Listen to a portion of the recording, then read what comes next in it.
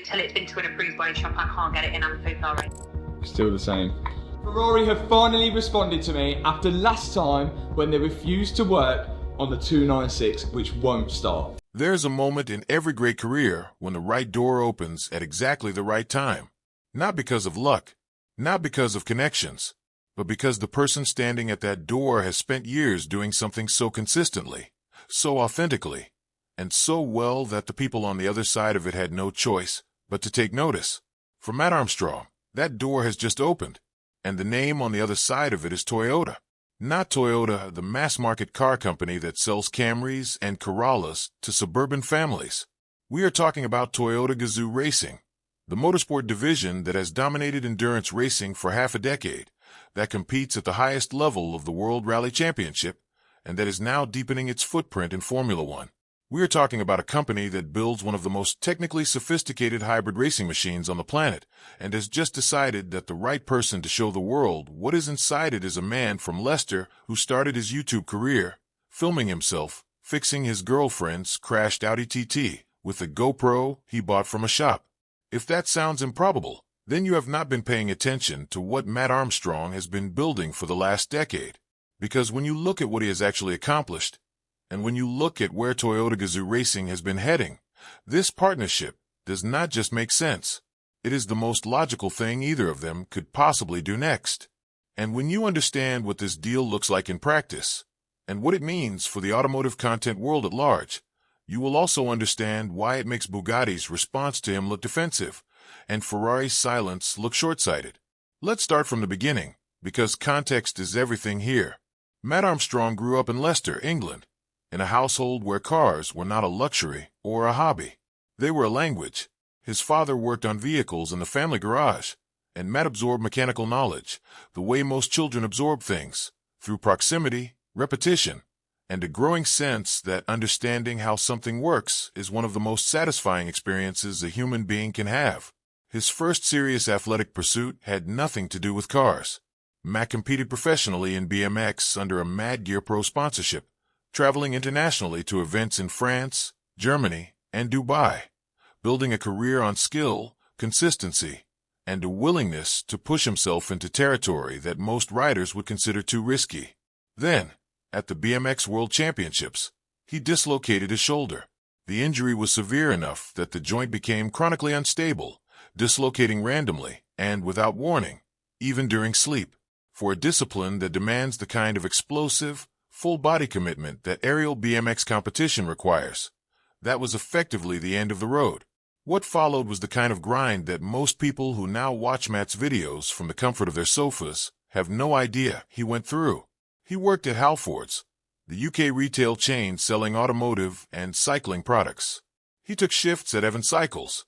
He worked evening hours at an Indian restaurant in Leicester while spending his days doing mechanical work. He held down multiple jobs simultaneously, putting in the kind of hours that leave very little room for anything that is not either work or sleep. He also spent time working at Graham Good Motors, a Ford performance specialist in his home city, which exposed him to higher performance vehicles and gave structure and direction to the mechanical instincts he had been developing since childhood. None of this looked, from the outside, like the foundation of a media career. It was just a young man with a genuine skill, working hard, trying to stay afloat, and figuring out what came next. The YouTube channel he launched in April 2013 was originally intended as a BMX content platform, something he could point a potential sponsor toward. For years it had no real direction and no significant audience. Then his girlfriend Hannah crashed her Audi TT Mark II on her way home from work. The insurance company declared it a total loss. Mat bought the wreck back for £600, picked up a GoPro camera, and started filming the repair process without a production crew, without a budget, and without any particular expectation that anyone beyond his immediate circle would find it interesting. They did, because what Mat Armstrong was doing on camera was something that the entire ecosystem of professional automotive television, with its multi-million-pound production budgets and its polished presenters and its carefully managed manufacturer relationships, had never quite managed to deliver. He was being honest. He was making mistakes and showing them. He was working through problems in real time, explaining what he was doing and why as he went, and producing results that were genuinely impressive without ever pretending that the path to those results was clean or straightforward. The audience that found him responded not just to the content, but to the person behind it. And from a 600-pound salvage Audi, something significant began to grow. To understand why Toyota Gazoo Racing is now paying attention to Mat Armstrong, you first need to understand what happened when he took on the most high-profile rebuild project of his career, a crashed Bugatti Chiron Per Sport owned by American creator Alex Gonzalez. The Chiron Per Sport is not a car that exists in large numbers. Only 60 were ever made.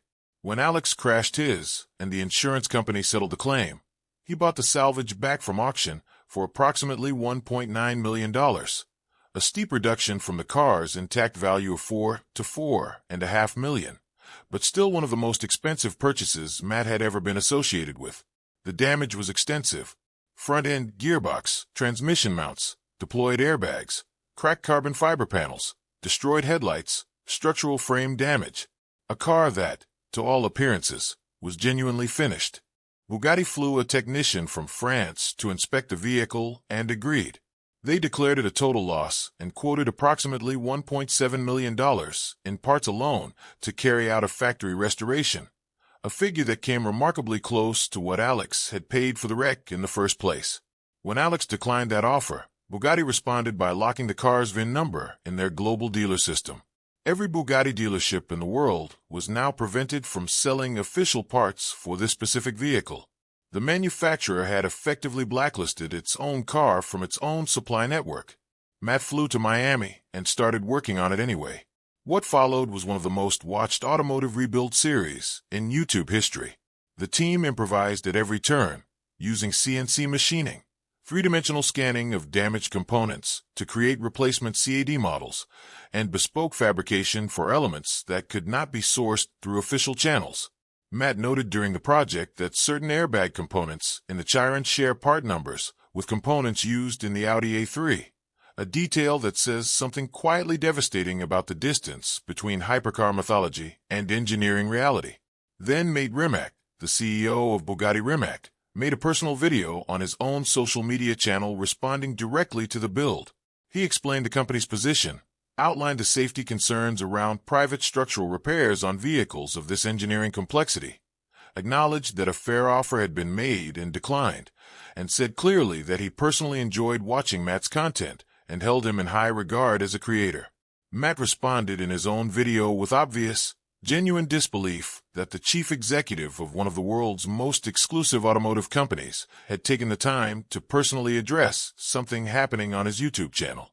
The blacklist was partially lifted after the threat to manufacture replacement parts through three-dimensional printing demonstrated that the parts exclusivity was not as absolute as it had initially appeared. The car was eventually started for the first time since the crash, and the sound of that moment echoed across automotive media in a way that no sponsored video or factory press release ever could. But here is what the Bugatti situation actually reveals when you look at it clearly. Bugatti engaged with Mat Armstrong from a defensive position. They were reacting. The manufacturer spent months trying to limit what he could do with a car they had already written off. And in doing so, they drew global attention to both the rebuild and the question of why a manufacturer would fight this hard to prevent a damaged car from being saved. It was not a bad look for Mat Armstrong. It was not a particularly good look for Bugatti. Before the Chiron, there was a project that established something important about what happens when Mat Armstrong's work reaches the right people. In September 2023, Manchester United forward Marcus Rashford crashed a Mansory-tuned Rolls-Royce Ray Black badge near the club's Carrington training ground. The car had originally cost approximately £750,000. It had fewer than 1,000 miles on the clock. The insurance company wrote it off. Mat placed the winning bid at auction in early 2024, paying £185,000 for the wreck. The damage turned out to be significantly worse than the auction listing had suggested. The engine would not start. The Mansory-specific body elements were extraordinarily expensive and difficult to source through normal channels. Mat ended up purchasing an entire second Rolls-Royce Wraith purely as a donor vehicle to access affordable original parts. An additional £90,000 added to his total outlay. By the time the car was roadworthy, He had spent over £400,000 across the purchase price, the donor car, the Mansory components, and the labor. More than half the cost of a brand new version of the same car, invested in bringing back one that had been written off entirely. There was also a security protection system locked through the insurance claim process that prevented normal ignition. Rashford's management team, who had been following the build on Mat's channel, reached out directly. They provided the security code, sent over spare parts from their own storage, including a spare key, Mansory floor mats, a Mansory grill surround, and various original accessories. They told Mat they were glad someone was looking after the car. When the restoration was complete and Mat was traveling through Europe, Kurash Mansory, the founder of the German tuning company whose work Mat had spent months carefully replicating, heard about the finished project and reached out directly. He invited Mat to bring the car to Mansory's headquarters in Germany. The road trip that followed covered Spain, Monaco, Switzerland, and Germany. Kurash Mansory inspected the restoration personally, identified certain elements he described as not quite right, and spent the night correcting them at no charge. He replaced damaged wheels, realigned panels, and added specific branded details that had not been available during the rebuild. Mat drove home in a Rolls-Royce that carried the explicit endorsement of the man who had created it. That is not a normal outcome for a salvage car rebuild. It is the kind of outcome that only happens when the quality of the work and the genuine authenticity of the storytelling around it draw people in who had no initial reason to engage. Toyota Gazoo Racing is not a marketing department with a racing decal. It is a genuine performance engineering program operating at the absolute top level of global motorsport, and its record over the last several years demonstrates exactly what that means in practice. The endurance racing results alone are extraordinary.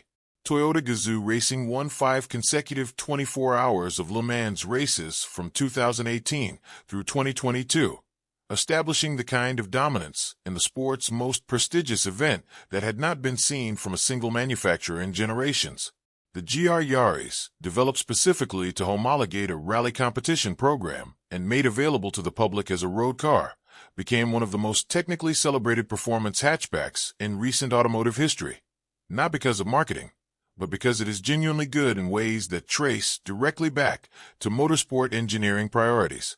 The GR86, the GR Corolla, and the wider Gazoo Racing road car program all follow the same philosophy. Genuine performance developed through genuine competition, filtered down into cars that real people can actually buy and drive.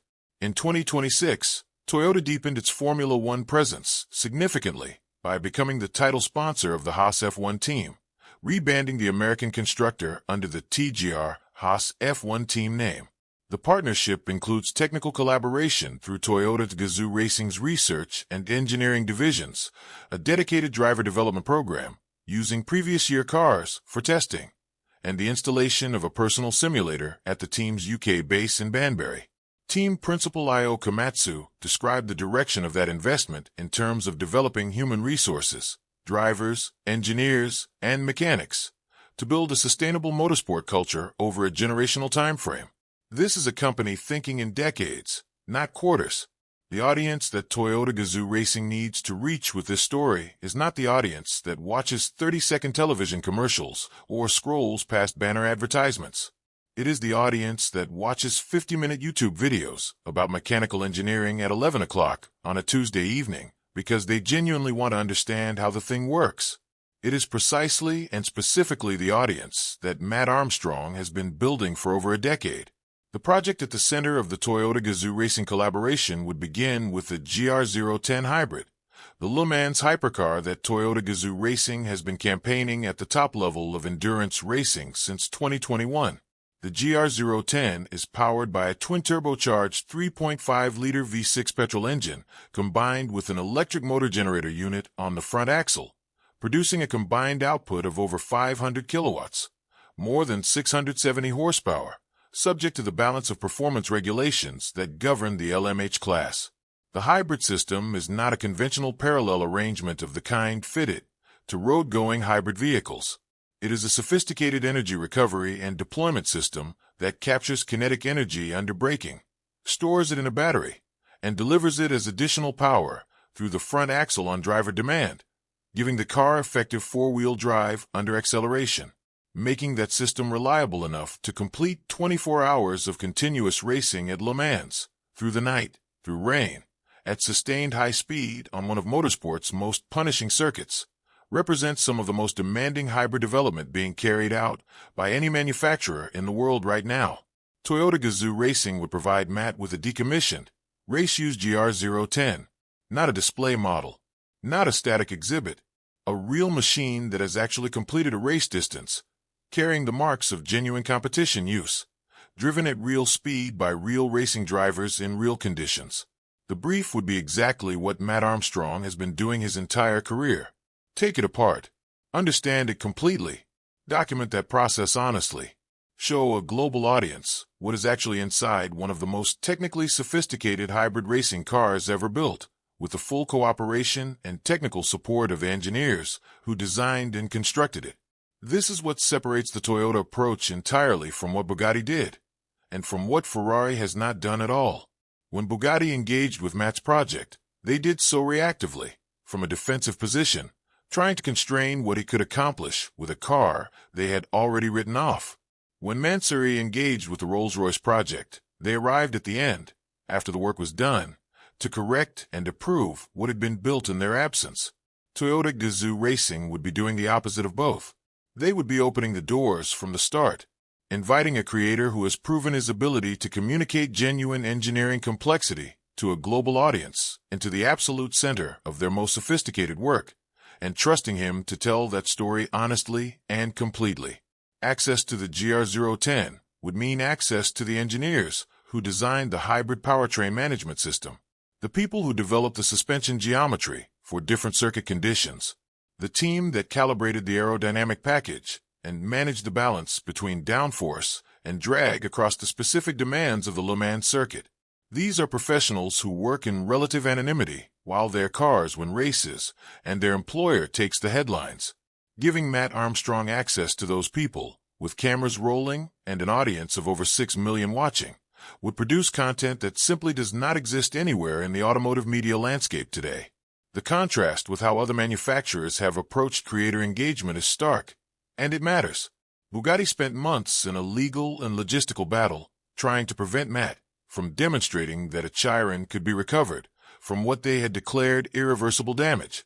Whatever their safety rationale, the public result was a global audience watching a single creator with a camera and genuine skill accomplish what a manufacturer with billions in resources had said was impossible. That is not a story Bugatti would have chosen to tell. Ferrari's posture has been different in kind but similar in effect. The brand operates with an exclusivity that extends into creator relationships, engaging with media on its own terms and largely declining to participate in the kind of open, unscripted engagement that Mat Armstrong's channel represents. That protects the mystique.